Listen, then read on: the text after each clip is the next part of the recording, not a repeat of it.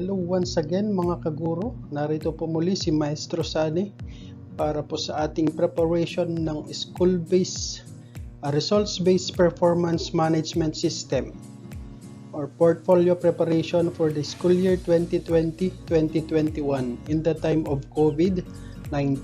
Okay, so we are just about 1 month to end this school year, so kailangan na po nating maghanda sa pag-prepare ng ating RPMS portfolio. So ipapakita ko po sa inyo ang template ng RPMS portfolio for the school year 2020-2021. Ayan po. Okay, so to start with, we have the KRA number 1 or the key result area number 1. We have the content, knowledge, and pedagogy. So we have objective number 1, applied knowledge of content within and across curriculum teaching areas. We have MOB number 1, we have just one, classroom observation tool or rating sheet or inter-observer agreement form. So ito po yung binibigay po sa atin pagkatapos po ng observation ng it's either teacher, si head teacher, or si school head or si PSDS kung sino po yung schedule po na mag-observe ng ating classroom observation. Then next, we have objective number 2, ensure the positive use of ICT to facilitate the teaching and learning process. Since we are in the new normal, so we have to, or we must have to make ourselves efficient in the use of ICT. Ayan po. So kailangan po nating matutunan. So we have here the MOBs. Any supplementary materials in print or digital format made by the ratee and used in the lesson delivery. So we have here activity sheets. So it's either digital or in print format. So sa digital, para po sa mga online teachers, pwede po silang gumamit ng Google Forms. Then next is lesson from locally crafted self-learning module. So ang ginagamit po natin ay WHLP. Then video lessons or audio lessons and other learning materials in print or digital format. These are the MOB. So we have here the activity sheets. So what I have here is an activity sheet in mathematics. Mathematics grade 5 quarter 3 week 2. So ayan po siya. Then this is the WHLP as well. We use the idea exemplar. So I for introduction, D for development of the lesson, E for engagement, and A for assessment or assimilation. So kung dati yung mahaba pong lesson plan because of pandemic, so we could just simply engage the learner by using this approach. Mas maiksi po siya at mas madaling i-present po ang lesson sa mga bata. Then may mga learners materials in online, so na-capture siya online, so kaya lang naka-blurred po siya ng konti kasi we need to make sure na hindi po tayo lumalabag sa Data Privacy Act kasi may mga bata pong involved. So with here Objective number 3, apply the range of teaching strategies to develop critical and creative thinking as well as higher order thinking skills. So we have MOB3, any supplementary material. So in print or digital format, so lagi pong merong ganyan. Kasi we are the new normal made by the ready and used in the lesson delivery. So in print or digital format, so laging activity sheets, then one lesson from locally crafted self-learning modules. Then you have the WHLP, video lessons or audio, and other learning materials. So we have here the activity sheets again. It's about apply the range of teaching strategies to develop critical and creative thinking as well as higher order thinking skills. So ayan po siya. From simple question to complex. So this is a WHLP again, using the idea exemplar format and the PowerPoint presentation of the lesson. So yan po yung mga kailangan natin at this time. Another, this is the learning materials in PowerPoint format. Okay, next we have KRE number 2, diversity of learners and assessment and reporting. So yan naman po. So we are now in objective number 4, establish a learner-centered culture by using teaching strategies that respond to their linguistic, cultural, socio-economic, and religious backgrounds. We have here the different MOBs.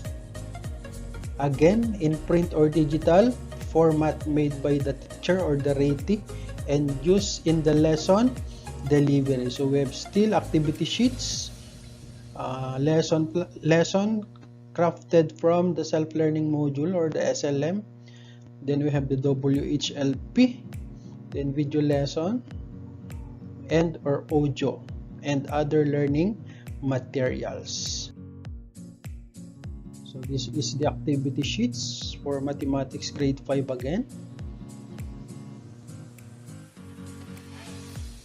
Then we have the idea exemplar WHLP.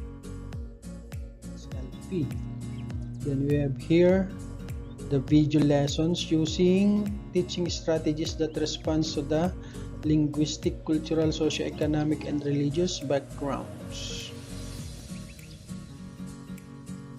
Then we have objective number 5, planned and delivered teaching strategies that are responsive to the special educational needs of learners in difficult circumstances, including geographic isolation, chronic illness, displacement due to armed conflict, urban resettlement or disaster, or child abuse and child labor practices. OB number 5, we have the COT rating sheet again, or the inter-observer agreement form. Ito po yung inter-observer agreement form. Meron po yung isang form nito, yung COT, kung isang observer lang. Ito po kasi pag inter-observer agreement form, it's either 2 or 3 observers. So it's either the PSDS, the school head, the head teacher, or the master teacher. Ayan po. Then we have objective number 6. Use strategies for providing timely, accurate, and constructive feedback to improve learner performance. So what in OBs, we have the evidence that highlights providing accurate and constructive feedback to improve learner performance, and that shows timeliness of feedback given to any of the following. We have activity sheets, performance tasks, portfolio, quiz or test, and self-learning modules. Okay, ang sabi po dito, any of the following. So, kahit po hindi lahat yan or any of these presented MOVs here can be used as our MOV. So what I have placed here is the activity sheets in Science Grade 6. So ayan po siya. Ayan po.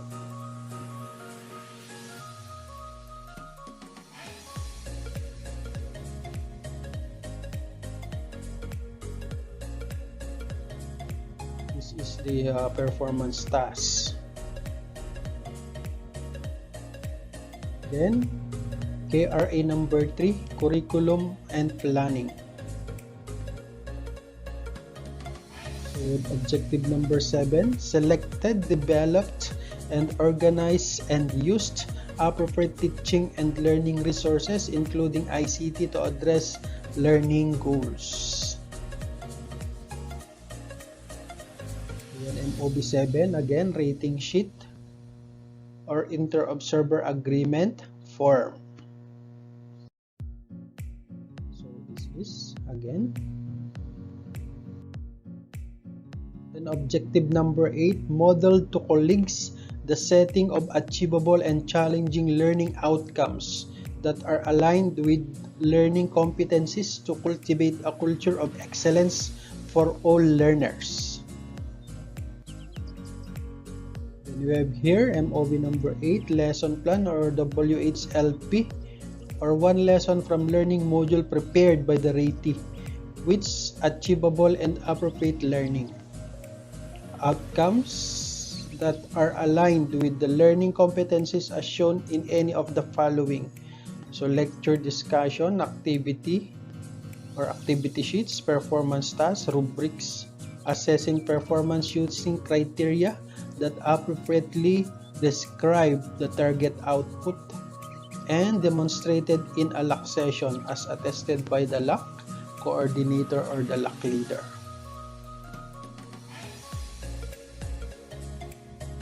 Okay, in our case, since napakarami, so hindi po pwedeng lahat ay have the opportunity to present in the LAC session. So nagkakaroon po ng online observations. So this is the WHLP in science. Then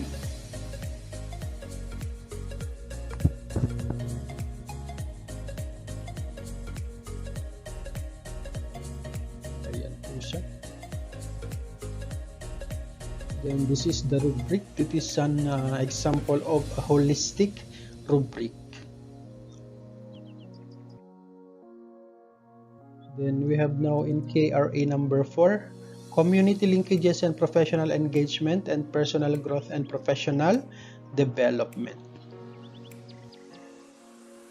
So objective number 9, build relationship with parents, guardians, and the wider school community to facilitate involvement in the educative process. So this is now this describe our collaboration with parents in engaging the learners in the teaching learning situation, since there is a limited mobilization at this time, especially of the children or 18 below. So kailangan po natin ng tulong ng mga magulang at this time. Ano po? So, ano po mga MOVs? Proof of participation in any activity for improved access to education, such as but not limited to distribution of learning materials, brigada eskwela, home visitation. So ang pinakalist po na strategy na pwede po natin gawin is home visitation, since we are limited by the IATF sa mga mobilization po ng teachers. Ano po? Then parent teachers or log proof and other stakeholders meeting or any communication, any form of communication to parents. So hindi naman po lahat yan ay provide. Ang sabi po dyan, any of the following. So what I have chosen is the parent or guardians communication card deck. So meron po kami yan sa school. So kapag ka nag-home visit, ito po yung dala-dala ni teachers para mapirmahan po ng parents. So ang nakalagay po dito, consultation. So consultation on the achievement of the learners. Ayan po. Next, minutes of homeroom PTA meeting. So even we are in the pandemic, kailangan pa rin po natin via Google Meet naman po siya. In order for us to communicate to one of the most important on how to assess and give grades to the learners. So ayan po. Grading system in the light of COVID-19. So since dalawang components na lang po tayo, we have the written works and the performance tasks. So, dapat mahalaga po na communicated siya sa mga parents so that they will know how to guide their children in doing their learning tasks.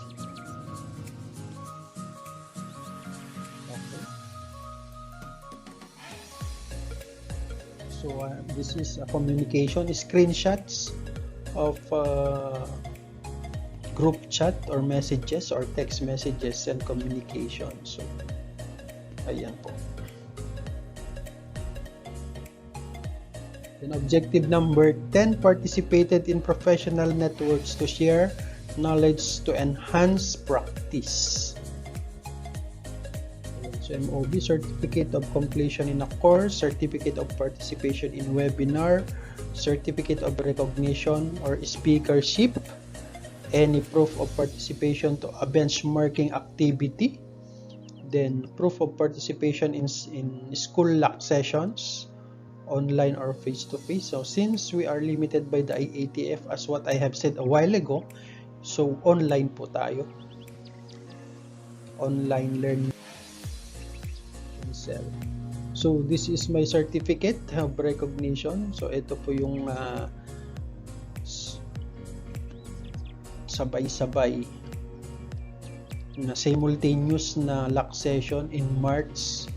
So ayan po siya. So may school, may division, may region, and may national. Siyempre ang pipiliin po nating ilagay dyan is national kasi siya po yung pinaka mataas na level. Ano po? Then I participated in a benchmarking activity.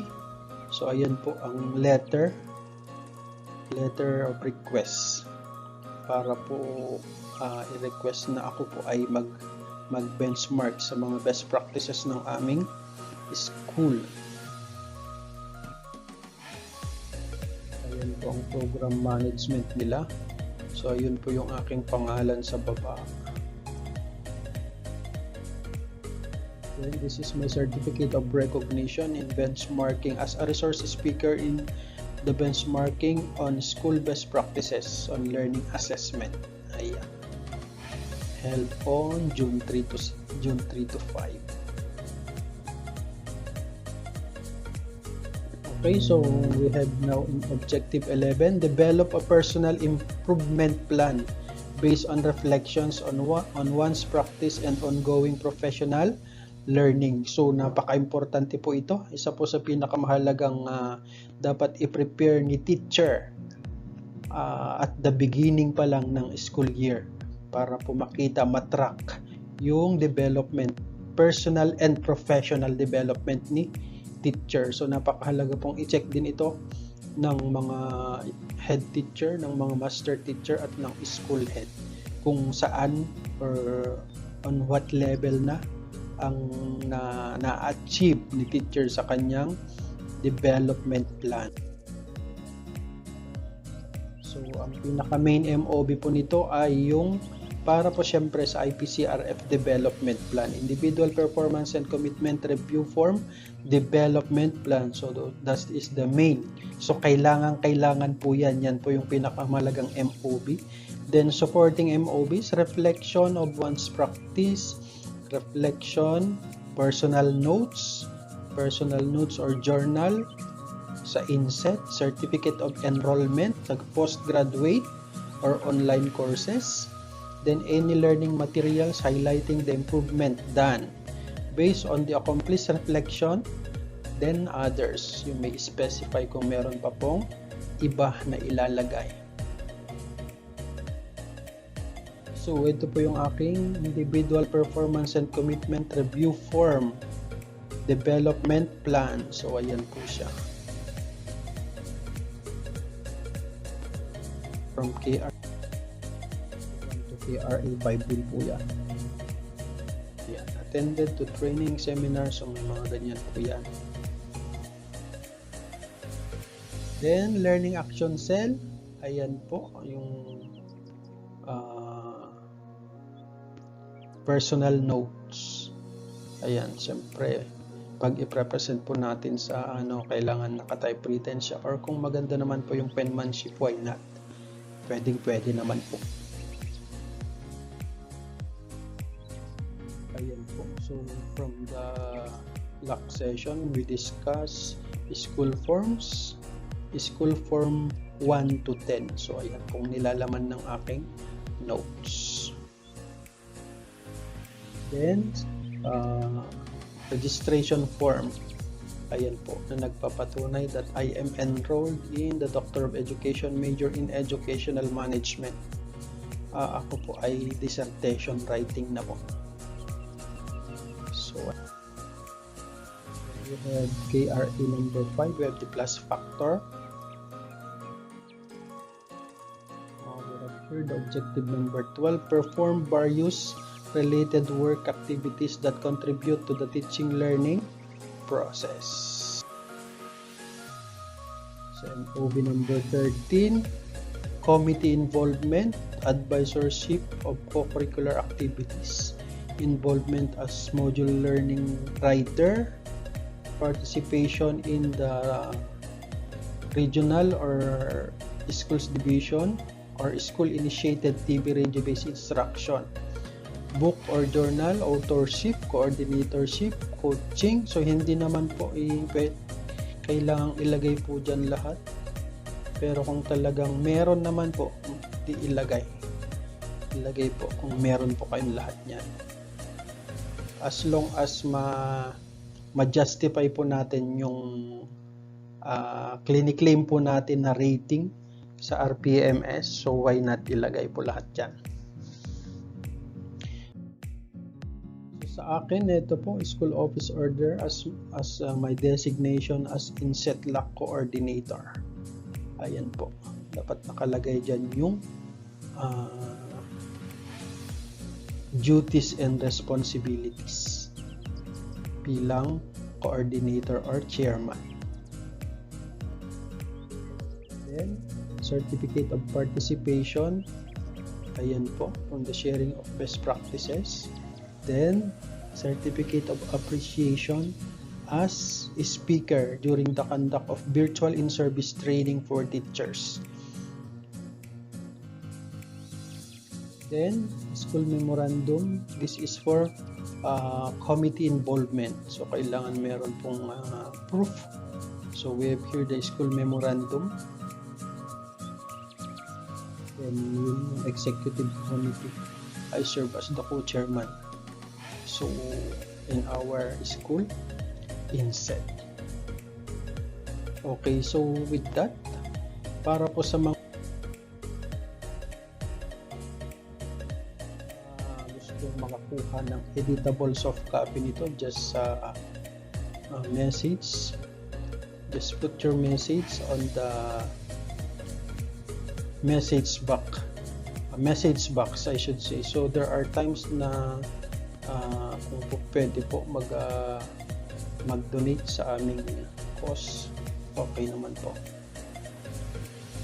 So with that, thank you very much, and for those who did not subscribe yet in my YouTube channel, please do subscribe po para po and click the notification bell para po kayo ay ma-notify sa mga susunod pang video ni Maestro Sunny. And maraming salamat po.